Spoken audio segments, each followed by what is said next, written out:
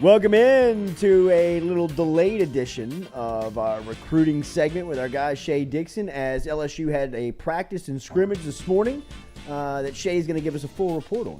No, that's not why I'm here. And we will also talk recruiting. Full practice report. That's right. No. As Shea will obviously go over recruiting as we do every week here. Get your questions in for Shea Dixon. If you have any questions, at Shea Dixon is where you can find him on Twitter. Hashtag #AskShea inside of our chat. Every week here we sit down with a man that is in between jobs right now. But still holds a vast amount of recruiting knowledge that you all dire for. I've been paying attention. You're back in There it? was that stretch where we were freewheeling Yeah. it. I read that Tackett committed. I read that. Tackett is a linebacker from North Louisiana that Took his talents out west. But since we've last done this, LSU's picked up a couple of commitments. Kylan Jackson and Kai Prean. I screw his name up. Prean. Every single time I screw his name up all the time. But they pull a couple of more. Coach, I've got a Monroe call coming through. Oh, let's plug him up right now. Have a take, don't Not suck. live. Give him a taste of what's ahead. Hey, let Shea talk about this commitment. Shea, go. The one that one or this one? Which commit? So the Kai Prean last night. I mean, this is a kid. Y'all were there, I guess, huh? Oh, we really don't get to watch it though. We're very, we're You were very busy. much, heads in the But it laptop. went well. It did. Yeah. It went awful until it went well. Yeah. And so we were able to get the production up off the ground. Once again, shout out Joe. Joe Rod got in that ass for those St. James IT guys. It was if Long you don't know night. what you're doing, get out the way. I know that guy didn't show up to work today. No chance. For sure. No shot. This is the stuff you don't see when you're watching the live stream. Yeah, the behind the scenes, This is which what is just a disaster. Lloyd was saying earlier we should start recording Joe doing his thing. Yeah. Like There's just a show there. Just manning the ship. Anyway, 'Cause it's crazy. Kai But tell Prean. us So about it went Kai off. Prean. It went off without a hitch. LSU LSU comes out. Family was obviously emotional. went wild. The gym loved it. Absolutely. And you get back into St. James. Look, a year ago, the talk was, and look, Savion Jones, who's a guy that's going to end up playing a lot of football for LSU, beginning this year, but certainly into the future as a D end, came out of St. James. Then Shaz, fan of the show, Yes. Shaz Hey, Preston, or at least former guest. or at least vice versa. Yes. Jordy is obsessed with Shaz Preston. I thought we were gonna get him. Shaz, We put the press on for him. Shaz goes to Bama, and now St. James is always good, and now they get Prean in. So you wanted to get back into St. James. You had Jones come, you lose Preston, now you get Prean. That's a good school to have a foot into. They've shaken up the staff a bit, so I'm excited to kind of see what they've got this year. But in terms of Prean, he's ranked everywhere as an athlete. I mean, LSU has recruited him at receiver, so that might put an end to the receiver run here. You've got four guys, and Kyle Parker and Jalen Brown from outside the state, Shelton Sampson, and now Prean inside the state. I guess you could take more. They only have like 8 scholarship receivers on roster right now. It's like 8 good guys, but they're not as deep as you normally would be. So maybe they go beyond 4. But very good start for Cortez Hankton at the position. And I think a lot of people are, coaches and fans alike, are eager to see Prean as a senior because he's been at Ascension Catholic, which is 1A, I think. So a big jump up in classification and competition, playing at St. James and down in the River Parishes. I think it'll be interesting to see. He's going to return some kicks and punts and see kind of where they put him on each side of the ball, but receiver is going to be what everybody's watching. Jordan, you got things figured out? Yeah, We're good. We're good. Okay. We're in a good place. We're in a good place. we're making strides. We're in a good spot. Did you talk to his daddy? Yeah, no. Whoever that was in We the don't want- process, we we don't talked to him. We don't want to reveal too much, but Yeah. this is how the pasta's made. Or Absolutely. Yeah, Yeah. nice work. There. if you want to be the kingmaker of guests or whatever you're trying to, You gotta answer that phone anytime it You rings. gotta You answer got to it when answer, it especially rings. on somebody like that. and a number you don't have. That's right. that you just got. Just That the was- code I know. That was pretty quick turnaround right there, but But we're I in a did good wanna spot. ask Good you job. about, Good job. Yeah, go about ahead. Kai. Do you know who his lead recruiter was, or who did most of the groundwork to get Kai in? I think Frank and Hankton probably, and Hankton obviously with receivers is who's going to do a lot of the legwork. But, I mean, he circled Jordan R. Smith as being big. I think this day and age, your off-field personnel guys and recruiting department do as much heavy lifting as coaches do often. So he credited some of those guys, and I think at the end of the day, it's kind of a team effort. And I think Prean, y'all saw it last night. I think he wanted to stay home. He wanted the chance to play at LSU, and the staff kind of doubled down on him and really went after him and got it done. So you don't walk away from that one, much like I did with Shelton Sampson, and say, still a long way to signing day. Anything could happen. You're like, that kid seems pretty locked in. After talking to Jaylen Brown yesterday, and after hearing from Shelton Sampson a little bit over the last couple of days, or last couple of weeks with his commitment, and then being there last night in the room, it really does seem like all three wide receivers are pretty locked in. I know that Jaylen Brown is down in South Florida, and people are putting the full court press. He told us that yesterday. We asked him directly, and he's like, it's crazy. I mean, the Florida streets are coming in, bro. I mean, Napier, Florida's been on a little run. Mario Cristobal is putting a lot of pressure on him, but it seemed like his affinity for LSU was real, and it doesn't seem as if he is, really looking to jump. And another thing is that all three of them are early enrollees, man. That's huge. That's big. That's I take that back. Shelton Sampson's not, because the Catholic kids don't have. Catholic yeah. He's not. But Jaylen Brown confirmed yesterday that he will be. Yeah, that extra spring semester gives them a nice head start off. And for some perspective, LSU is still at 6 in most all of the rankings. The teams ahead of them: Bama, Notre Dame, Georgia, Ohio State, Texas. So the same pretty much 5 schools that have been in that mix the whole time. Then you get to LSU, OU, Clemson. Then it's Miami, Florida to round out the top 10. So I guess you have to see how all these teams play, but specific to if you're on like Jaylen Brown watch, Miami and Florida both do have nice classes, and it's not like he's part of those or flipped into those or whatever. So I'd say monitor the visits, right? If he's starting to go to all their games and hang out there a bunch, maybe it's something to watch. If not, really seems like he might actually be pretty locked into LSU. There was a big scrimmage here locally today that I know a lot of recruiters are paying attention to. Woodlawn and Denham Springs are scrimmaging this afternoon. And I know that Denham Springs has, if not this is their best roster that they've had in a long time, it's one of the best that they have returning this year. They have a tailback, I want to say, that's being recruited at a high level.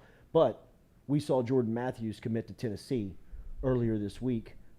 Everybody thought Texas for a while. Coach, the room was shocked. I mean, not only like the recruiting experts that were in the room, like Spiegelman was in there, and he was like, I think all the Texas writers were and all that were like, oh yeah, Texas thinks they're getting him. So it was. I mean, it was an upset, right? The stream was popping, bro. Popping. Tennessee fans were in there. A lot of Tennessee, a lot of balls. Jordan Matthews' #1 fan was in there. Is that the name of the person? That was the name of the YouTube account. And then there's a bunch of oranges just flying in there for the volunteers. Yep. So. Emojis. Oh, yeah, a bunch of orange emojis. All right. That's a good pickup for them. Were you surprised at Jordan? I mean, how is Tennessee made? Is it NIL or is it? I mean, I don't think it would be that big of a the NIL stuff often comes up more with quarterbacks. Now, I will say LSU has been able to be one of the schools that sells well, just an overall kind of setup, like between the stipends they get, which are bigger than most SEC schools, if not all of them, the NIL kind of value that you'll have, and kind of what you're looking at maybe taking home each semester you're there with any part of a collective or whatever. They've crunched all those numbers behind the scenes. So it's not so much often like, bro, we can promise you like X, Y, and Z NIL deals, or it's more of, hey, look, this is what you're going to be getting just by being part of the team, Yeah. And whatever else happens from there, we've got the platform to sell your national brand and put it on a national stage. So there could be an element of that with Tennessee. Like they could just have like a nice setup, but I wouldn't think it. I think for him, he's just looking for where he thinks is the best spot. And I thought it was going to be Texas. He pulls a little surprise, makes it Tennessee. But I think there's been a lot of debate too of like who's right, who's wrong. And the reality with recruiting is that nothing is said and done till signing day. I'm in the camp that I don't think, even despite all the DBs LSU's gotten and the ones that they're after in like Texas and different places, like I wouldn't write him off with LSU yet. I think that would be silly too. Yeah. And they do their due diligence with everybody. So they're going to keep recruiting him. So did they recruit him heavily at the start during the transition? I mean, he says the feeling was no, but I think that now they're starting to – I don't think him being committed somewhere else is going to stop them from just keeping that fire a little warm. And then you get into senior years, which I always say is the biggest eval period. If he goes out there and looks better than the guys you got committed or better than the guys you're after, you're not just going to be like, oh, well, he's going to Tennessee. We messed that one up. No, you double down and try to get him. So I wouldn't take anyone off the board at this point in terms of debating if a guy's being looked at or not, because nobody's played a senior season. Yeah. Another defensive back that people are paying attention to right now and actually has a hashtag, which I've seen LSU kind of really embrace. Heavy in the hashtag this game recruiting these days. season. And this is Bravion Rogers, who is, I guess he's a top 5 corner nationally. Was committed to A&M, decommitted. And it seems like LSU is putting themselves in a really good position here. What are you hearing on the latest on him? Yeah, absolutely. I think Bama's another team that's been in the mix. And these teams were, I know for LSU was recruiting him, and I just talked about this, despite his commitment to A&M. It was signing day is all that matters. Keep chipping away. He came in over the summer. You've still got an official visit ahead. So if I'm an LSU fan, I love where they're sitting. You'd love to just be in the conversation, especially in the top 2 maybe, certainly in my opinion, for any top 5 corner. And honestly, I think that, and I like a lot of their DBs for different reasons. I think they all fit different molds. Like Kylan Jackson at safety brings kind of a true in-the-box type guy. Doherty is a kind of a nickel type player. Yates is kind of a true over-the-top safety type of guy. Everyone's got a different little element to him, but I look at a guy like Bravion Rogers, and he's different. Like he's elite. He's got the ranking to back it up. But right now, I think we're looking at an LSU camp where I've said, look, these dudes at corner, they could all be good, but they're also coming from McNeese and Oklahoma State and Ohio State and UL. You're having to take a lot of guys from different areas that they weren't largely highly recruited out of high school. They have played a lot of football now. They bring veteran experience, all these things, but they don't have any Stingleys on the roster. They don't have, Tre'Davious Whites on the roster. And I think if you're an LSU fan, that's, Eli Ricks, guys who were considered top 5 players at the position. They come in, they play immediately.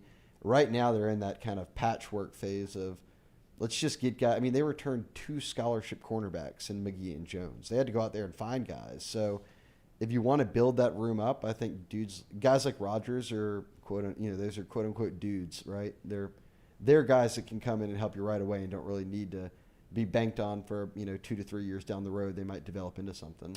Another Texas DB that everybody is looking at right now is Javion Toviano out of Arlington, Texas.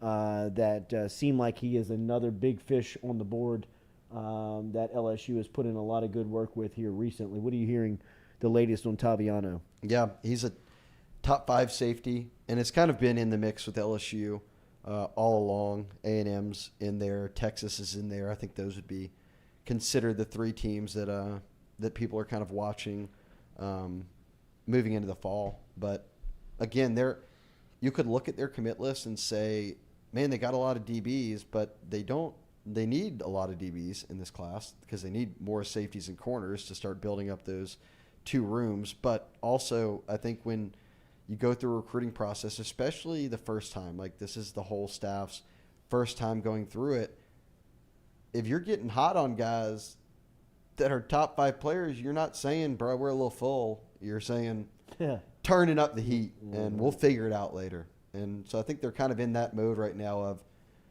we're recruiting these type of dudes, especially if you mention the likes of a Toviano or a Bravion Rogers. You're going after them hard, and if they want in, they're in. And then you figure out your total numbers or your DB numbers, whatever it might be. You just figure it out later. They're at 20 right now, right? 21? 21. So you just got 4 spots left to fill? No, because you can sign up to 32. And again, it's not signing day. I'd be surprised if everyone that's in the class is still in the class come signing day for, a myriad of reasons, whether it's attrition or someone flips or whatever it might be.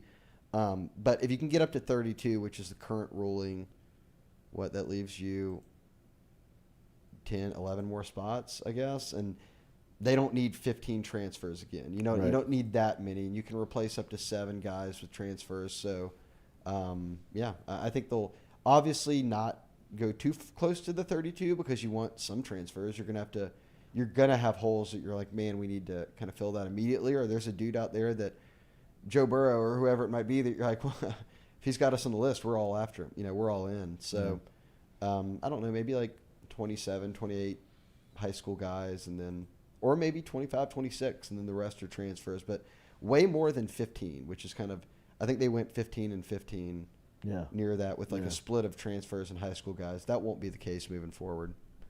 So Lance Hurd, the big offensive lineman up at Neville, could be that boy. Could he be the next Louisiana kid? Oh, I mean, I think he's one of the last ones with an offer that's still out there, and he said September 1 that he's ready to make an announcement.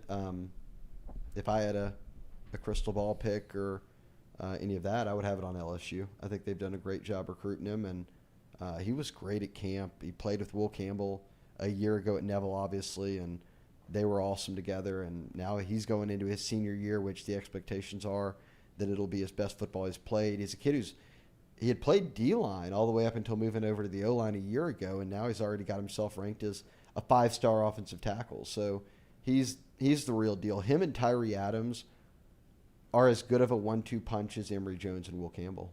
I mean, wow, that's the type of dudes you're talking about keeping home. Wow. I mean, they're high-level, top 100.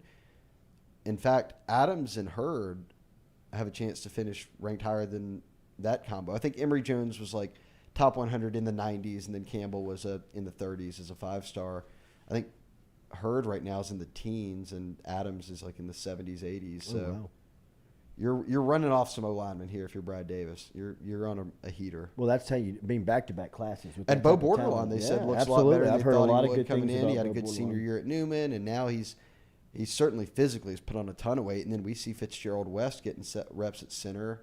So that was a solid – for a transition year, that was a nice O-line class to come away with. And then another offensive lineman that I know is on the board that a lot of people are paying attention to is DJ Chester. Yeah, and he says he's not going to announce anything until after his senior year ends. So I guess right now it's one to kind of put on the back burner and monitor. But everyone that I've talked to thinks if signing day were today, he would be picking LSU. And he's coming out of Georgia, and he's a good player. Yeah. So, I mean, they could go a couple of Louisiana guys, a couple of Georgia guys with Mabanga and a guy like Chester, and you feel real good about the 4-0 linemen. Would you say that this is Brian Kelly's probably area of expertise when it comes to recruiting is the offensive line? Or at least that's an area of expertise they had in identifying guys and then developing them. Because if I'm looking at all his time at Notre Dame, by far the most impressive thing to me was the O-line. Right. I mean, first rounder after first round, and legit go to the NFL and ain't busting out. They're the best players on the team. Yeah, Dallas Cowboy here, Dallas yeah, Cowboy right. there. They're the best player on the offensive line. So yeah, I would think that Kelly could hang his hat on O-line as much as any position. And if for an LSU fan, you love hearing it. That's what wins games down here. And they haven't always been able to say we've got the best O-line in the country. You mentioned the heat will not go down on Jordan Matthews even with the commitment to Tennessee. I just don't think I agree with we're that. far from signing day. And I have always said, and it's true, senior years are what coaches care most about. If you're out there balling as a senior, they're not going to just forget about you. Yeah, not pay attention dog, to you. but Yeah. we didn't. We were out of it. No, especially for he's in Baton Rouge. That would go for any kid in Baton Rouge. If you're out there balling as a senior, LSU's going to be looking at you. And certainly they've already been recruiting Jordan Matthews. So Same could be said for Derek Williams. Oh, they're still recruiting Derek Williams. He's the real deal. Sure. I think there's people who think he's the best player in the state. Yeah. No, I've talked to a couple of people that feel like that. I mean, it's natural. Westgate safety, for those wondering. Committed to Texas. Yeah, flex on him, Shea. You know. Been studying in the loop. In the loop. Whoa, so Jordy and I talked about this a little bit. I think it was yesterday on the private? show. No, not in private. I don't think we talked much in private about anything that we wouldn't say on the show. Yeah. But we were talking about Jordan Matthews, and we kind of disagreed on whether it'd be easier to flip him if he went to Texas or Tennessee. I think it's easier to flip him where he committed to Tennessee just because of you're not sure of what they're selling. It's probably based a lot on what Tennessee does this year, where Texas is still Texas. Yeah, and I think that I would imagine that Tennessee is further away than Austin. Maybe it's I don't not play that. the geography game. Yeah, I I don't would know. No, I'd actually say that Austin is closer. Yeah, that's what you Yeah. think. Texas I is think right there. I think Knoxville I is think Tennessee's actually at like further an away. 11-hour drive, and Austin's like 7. Yeah, right. All right. So further away, but I would also say that if you're playing that game of which one would be easier to flip him from, I would think maybe Tennessee, because Texas would have at least had the like Arch Manning, Derek Williams, Jordan. Like you're not coming over here alone type thing. Yeah. He's Brandon the Harris only- was surprised. He's the only Louisiana kid. They were surprised. Texas. I mean, like Clearly, like inside of the coach's all the office, all the like, Texas they were like, beat writers, "Whoa!" kind of feel that out. We're all on Texas. It was. I love a recruiting surprise. Me too, Coach. How? What, Do you? Where do you stack? Would you like some of these kids to surprise you? Yeah, I would. I mean, Not all of them. yeah, not all of them. That would be a Where jinx. would you stack the briefcase opening with the spotlight with And the the SWAT friendly security reaction? guard. the Brinks truck. Yes. Did you see Jordan Matthews? great. I thought it was a very this kind of stuff reminds me of the dunk contest. All the cool stuff's kind of been taken. You gotta like get on an smart with announcement. it. You gotta really be creative, and I thought that was pretty cool. You want to be creative, and you want to also be like It simple. opened like the Pulp Fiction. Brief, where Yes. It's like, like Right. It's a light in there. Right. it was really just a bright orange hat. Texas lighting up the phone lines. And what happened? So you like that one? The rest didn't have much fanfare to it. Not that I'm not against that, but Not really. Straight to the point. I'd It was love to a go. few words in the hat. That's all we need. Yeah, no, wham bam, thank you. But- but I would love to go into one with like real, true Suspense. like drama, suspense. Absolutely. Like I mean, Well, I guess that's I what. think Kylan Jackson and Ricky Collins, and for the most part last night with Kai, that I mean, Jordan Matthews delivered for you. Jordan Matthews delivered. I mean, that was, you could tell people were shocked, like in the room, like his classmates, and like even Ricky Collins. I was staring at him, and he was like, I mean, I kind of knew, but when I heard it, now I I know. was like, he was like, that was crazy, man. I mean, I skipped ahead in the video before I showed it to anybody, so I just went straight to the end to see where it was going. Probably should have done that, but just wanted to see. Yeah. Just in case LSU was in there. This guy. that'd have been awesome. Lloyd's looking for the surprise. Yeah. Just watch this video and make sure it can play on the YouTube. There was a kid this year brought out some Gators. committed to Napier and brought out the Gators. People are out. They they were maybe crocodile. I don't know, but they had their Into the teeth Maybe of it. crocodile. they had some black tape over their Yeah. snouts. But yeah, he brought him out and put him out there.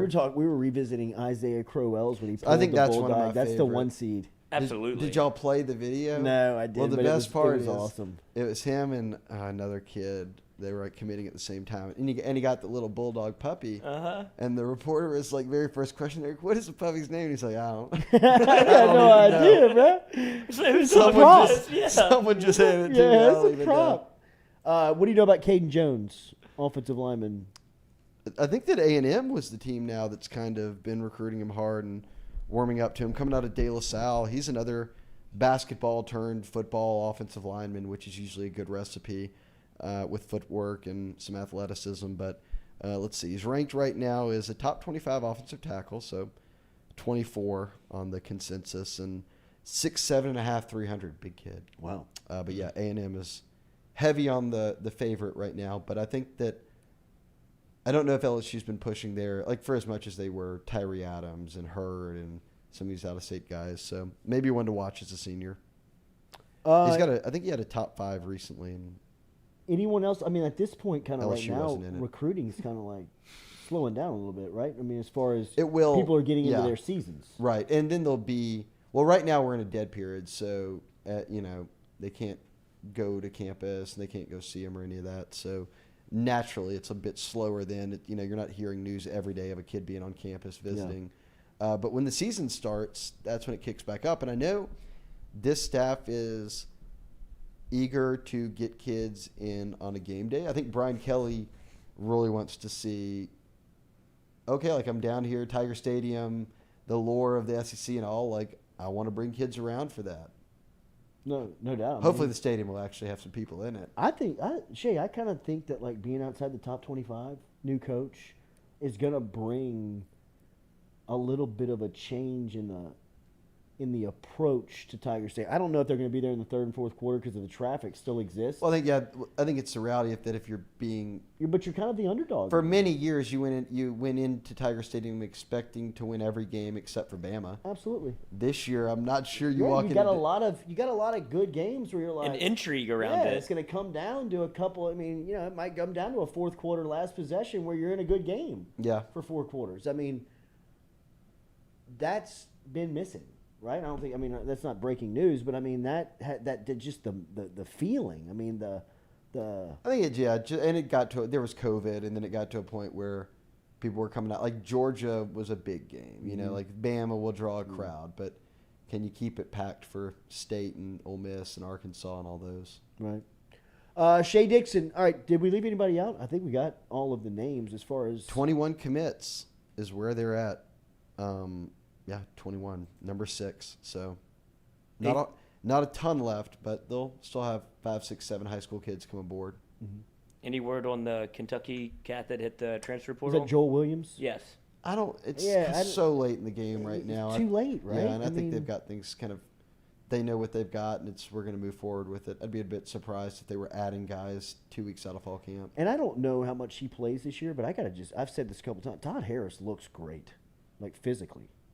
Like I mean, like you got guys back there that you kind of forget about from an experience standpoint. Was he? He is older. Was he 2017 class 2? I think I want to say is he in Miles Brennan's class? That would be 17. I'm checking. Yeah. Yeah. So he was looking around this week like Brennan. Yeah, bro. I'm still a Miles. God. Yo, God. bro, where you going? I'm right over here, bro. You want to actually? Let's end everybody since we're we got to tie it back to recruiting some way. Todd Harris, obviously I believe would be the last remaining super senior on the team or whatever they call him. 17 class, which was recruited by Les Miles and Cam Cameron and that whole regime, which is how long ago it was. Other guys on that team, that was the Delpit, Chason, Phillips, Queen, Edwards-Alaire. Oh, that's the basic. Edwards-Alaire, my man's an NFL vet at this point. That's Ogeron's first recruiting class, isn't it? Yeah, that one that I guess he had to take over the right full when, cycle. The next year would have been the full cycle. Okay, so this was like his interim cycle. Yeah, because 16 was when he took over That's right. midway through, and then 17 would have been the class he signed in February. So yeah, he helped obviously keep this group. Justin Jefferson was in that class. So yeah, you got dudes going in their third year of the NFL. Wow. Dr. Todd. And my boy Todd's out here holding it down. Wow, trying to still start at safety on the back end. Just Nicholas Goes to the Harbor. Cadillac Cafe. Any update? Who? Nicholas Harbor? No, I know he's his Auburn game maybe I think he's coming in for, which should be a dub. I think they might be the worst team in the SEC this year, So the West. LSU's going to Auburn.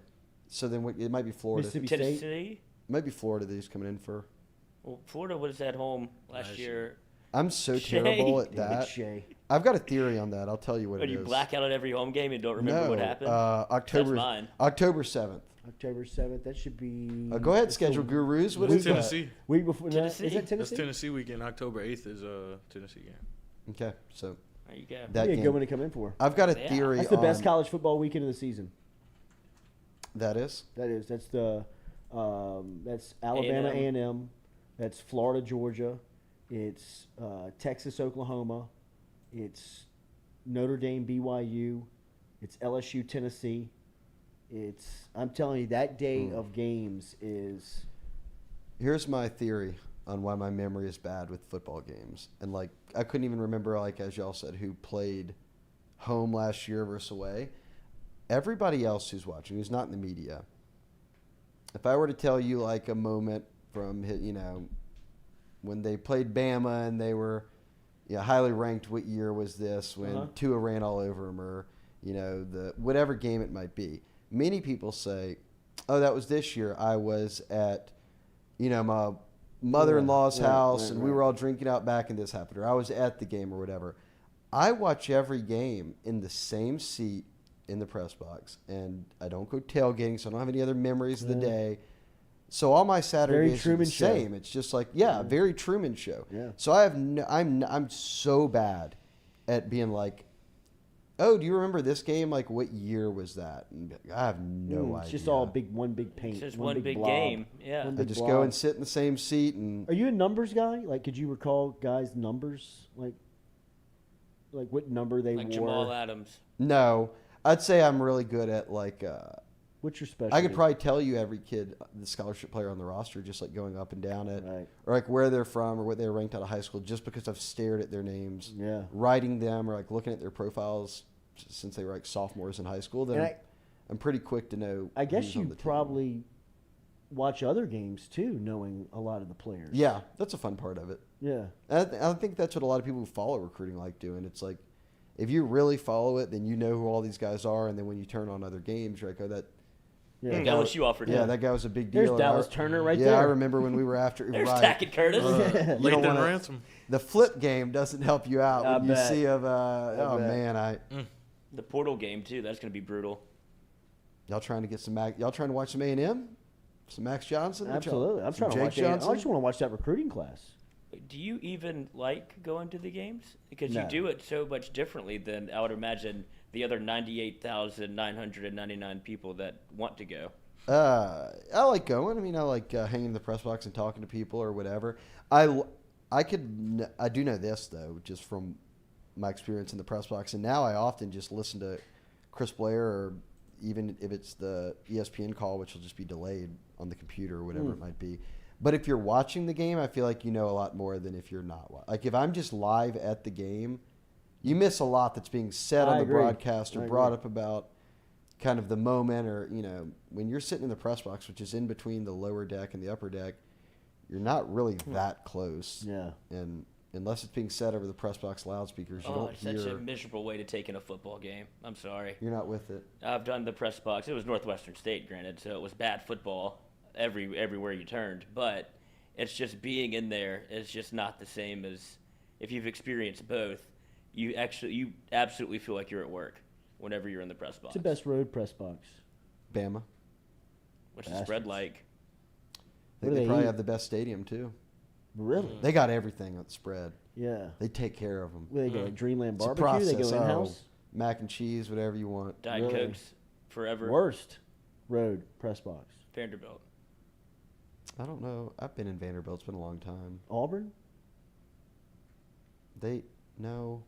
Vandy might be bad.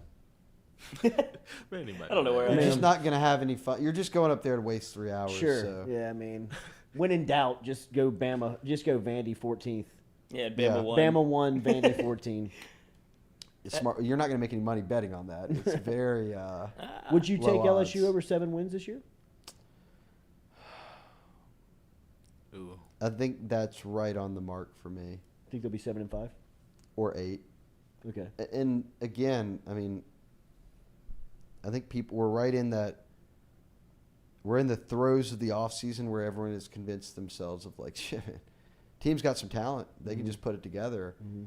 Well, yeah, if you could just put it together every week consistently, you would be 12-0. Graduate Yeah, champions. 11-1. Be Like, Bama.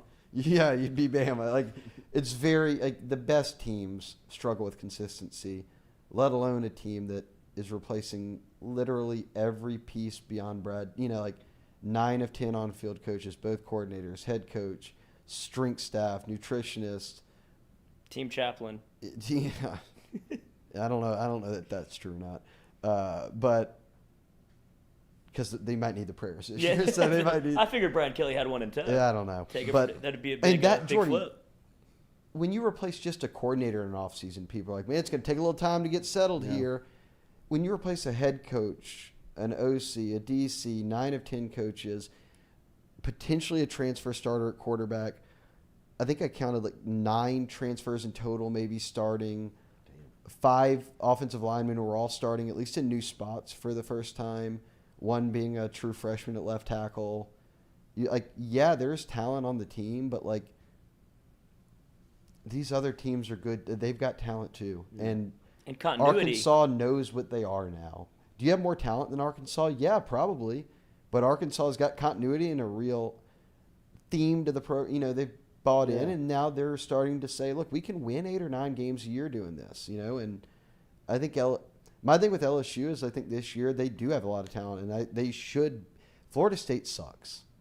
They should beat Florida State. Then you should be able to move through that opening part of the season, get some wins under your belt, more importantly, get some experience, and then see where it goes. But don't be surprised if they lose to State or Arkansas or I think Auburn's the worst team in the West. So I would say that's their best shot at a win, and then you're probably in dogfights a lot of the other times. It goes back to what we were saying. Most seasons, LSU's favored in every single game except one. That's not going to be the case this year, which makes it a little bit more fun to watch. I mean, there's some intrigue to it when you know that, too. And, like, they weren't favorite in every game these past 2 years, but it wasn't fun to watch because you felt like you're going in the wrong direction, right? It was, man, we're hemorrhaging the roster, and we were just national champs, and now they stink. And now I think you've got the LSU fan, the common fan has hope that, okay, that they're back on the right trajectory, that they're going to be back to working towards competing for Atlanta and the playoffs every year, but it likely won't be this year. So enjoy what you get out of this year, which I think will probably be a lot of good games. One guy that we hadn't talked about. Is that Monroe? No. All right. 318 Dart. One guy that we hadn't talked about that committed over the weekend was Kylan Jackson, and picking up another defensive back. I think I said it a little bit ago. I think he brings a unique skill set of all the DBs they have. I think he can get down in the box. He's really good in run support, likes to be physical, can still play, some man you up if he has to, which I think is a little bit different element than all the other guys bring. So I really like that ad. I was curious when the staff took over what in-state guys they would really prioritize and what guys they would go, out of state for, or whatever it might be. And I was pleased because I thought that Kylan I think he's an SEC caliber, LSU caliber DB that you can get in, develop, and within a couple years, he's contributing. At Shea Dixon is where you hit him on Twitter. Remember, every Wednesday here we have the hashtag Ask Shea segment where any recruiting question you may have for Shea, you can jump in, get it moving, get talking about it. Any true freshmen to you outside of the core, I guess the core four of Campbell, Jones, Harold Perkins. Who am I missing? There was one more that's. I think that the other one, Will Campbell's the one guy is going to start. No doubt. There is very little wonder that I saw On3 put out freshman All-Americans today. They had Campbell at left tackle, and they had Harold Perkins on there. And in the write-up, they said, look, from talking to people around, which I took to mean from, that have been watching Harold up close here for a few weeks, that, okay, he might not start for you day one, but he's going to get out there and get some reps, and by the time SEC play rolls around, you're leaning on him. So I think Perkins and Campbell are the first two. There's always either you could play poorly on the O-line, you could get injured, which O-linemen get injured more than any other position, and you're just out for the game, and Emory Jones all of a sudden steps in and is playing some guards. So I'd have him, and I guess people are watching Nathan Dibert, because he's a kicker. They need a kicker. Kelly said today that position was far from being determined. So he's in that mix, but they're going to, I don't think they have an answer there yet. So I'd put it around 4 or 5 guys. I think this class has a lot of guys that you can develop and that start to pop up. Like this isn't, and again, they only signed 15 high school kids. So of those 15 high school kids, a handful of them, the ones we mentioned, will play early, but you've still got a lot there for down the line, including Walker Howard, a 5-star quarterback. You've got Quincy Wiggins, a 5-star on the D line. Well, you've just got other quarterbacks. You've got a lot of D linemen. Like those guys are very good players that now have the benefit of sitting back and just getting some reps in and getting acclimated to the program without having the weight of having to play or being immediately relied upon. Like Terrence Welch, is that who you're thinking? Another guy, Welch. Yeah. No, it's Jalen Davis Robinson. He's been out there out of Waxahachie. Was a late ad for him. They're talking a lot about him in the February signing period. So I think they're just trying to figure out at corner what they have. Mason Taylor? There's one. Mason Taylor. I think because of the lack of depth at tight end, all of them, there's like 4 of them, all of them are going to have to play. and he seems to be impressing. I'll also say, and it's situational work, maybe it's goal line stuff or whatever, but they're running a lot of 2 tight end stuff out there, and they barely have 1 tight, right? Like, Wow. So all those guys are going to play, and then you're just going to have to see who can stick. Mashburn, like, who steps up for you and is just willing to go out there and just get it done. And he was the guy last year. Stores, they seem to like Cole Taylor, that he's, he's getting first team reps. He's a huge kid, but he needed to come along with his blocking. He was basically a receiver in high school, so I think it's kind of a work in progress at the spot. Oof. That's Blocking the line of scrimmage in the SEC from playing wide out in high school is a tough transition. Yeah, Jack Mashburn played was a quarterback in yeah. high school, and he was knocking heads off of people. But don't you think that there has to be some sort of, hey, I know I have a scheme, but I need to fit my players. Yeah. No, like I into said, it could be situational or whatever, but they've not completely shied away from saying this is something we just can't do. I mean, they're practicing it. They want these guys to step up and deliver. Besh rolling down the line. Put that hand in the dirt. We'll see. All right, He's every been banged Wednesday up. here we're talking recruiting with Shea Dixon. Remember, at Shea Dixon on Twitter. Still in between jobs here. We'll let you know when our guy lands on his feet. But until then, he's always got a home here at the Jordy Culotta Show. Cut your finger. Thank you for watching. Make sure to hit that like button, share button, comment button. We'll be talking recruiting with Shea every week here, every Wednesday. And we'll be back with you tomorrow morning at 7 a.m. Remember, hit the like button, share button, comment button. We'll talk to you tomorrow. Brought to you by Go Chevrolet.